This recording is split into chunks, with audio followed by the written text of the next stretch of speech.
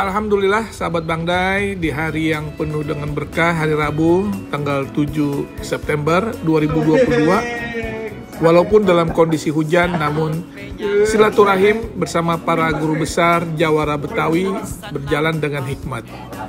Dimulai dengan bersama-sama kita menyantap nasi ulam. Lagi nunggu yang lain, sebagian masih di jalan masih. Nasi ulam, telur, sama tahu, sama cuan semur.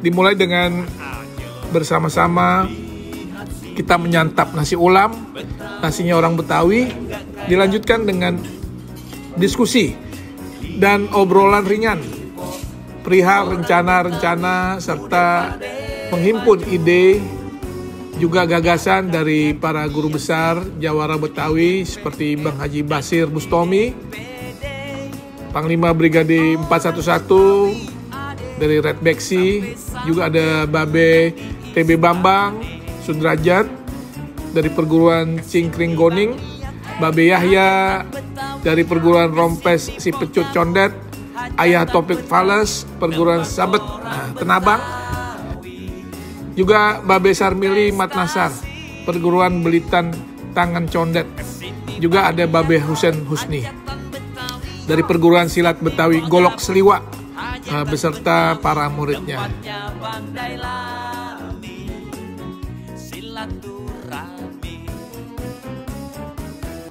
Ada beberapa hal yang menjadi concern kami bersama, terutama bagaimana bukan hanya melestarikan tetapi juga mengembangkan budaya Betawi.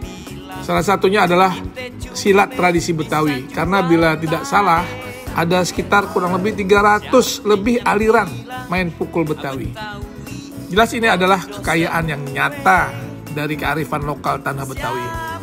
Bahkan ada beberapa jenis main pukul yang sudah hampir punah dikarenakan tidak ada yang melanjutkan warisan daripada aliran main pukul tersebut.